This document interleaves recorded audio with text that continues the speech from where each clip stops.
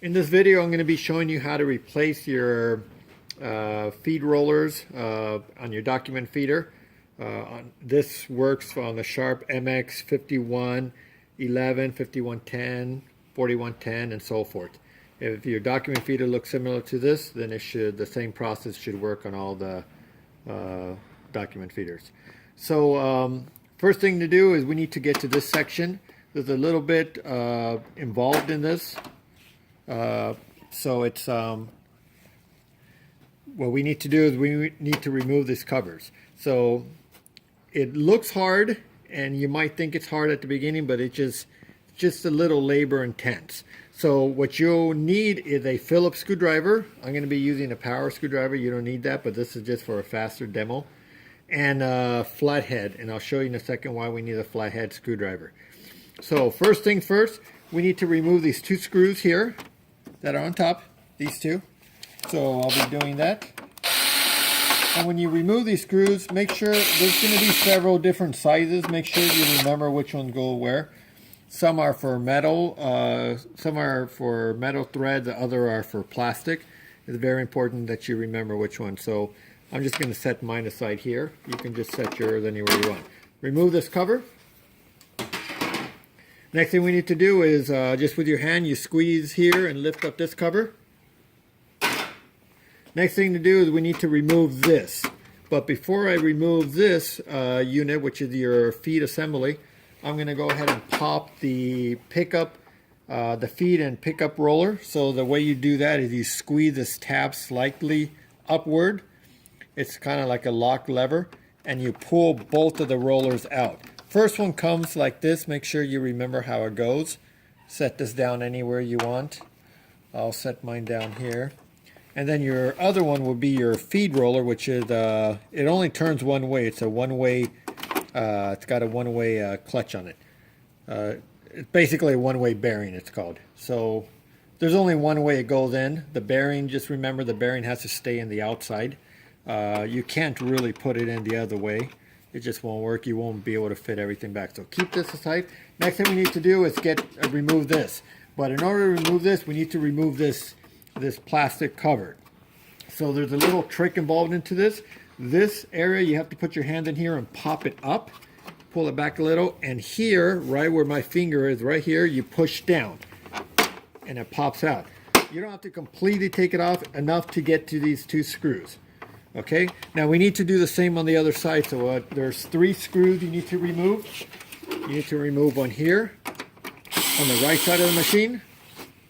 You need to remove one on the back, the right side. Don't remove that. You don't need to remove that.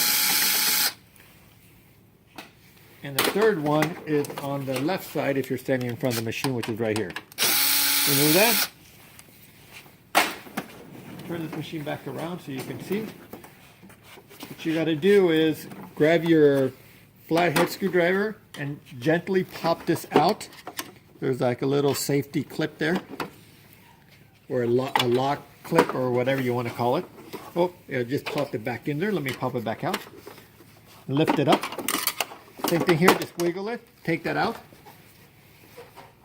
Set that aside. Next thing you're going to do is take these 2 screws out. These are small screws, make sure you don't lose them.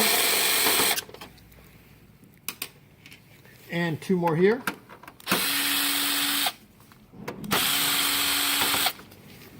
There you have it. Now gently lift it up and pull towards the right, because it actually goes underneath this guide plastic shaft roller. So pull it out, and you could just set it aside here, just like that. Don't yank it too hard because you're going to rip the cables. Last screw is a plastic screw. This has got the big thick thread on it. That's when you know it's plastic. Set that aside. Lift this up. Now you got another plastic holder with a clip on it. You gently pull back and slide this out, just like that. Set that aside. Next thing you do is lift up gently and just kind of pull that roller out. If there's a little pin there, it usually doesn't fall out, but just make sure that it doesn't fall off. because that's what turns the roller once you put it in there. So you can't lose that, okay? So this is your separation roller here. This is the most important thing. As you can see, this one's very dirty. You can clean it off to rejuvenate some of the grip on it. But a lot of times these rollers create flat spots. And those flat spots are what will cause the paper jams, or the multiple feeds I should say. So the best thing to do is just to replace it. But if you don't have them with you, go ahead and clean it, put it back. But if you still get multiple feeds, then you know it's 100% worn out, or it's time to replace.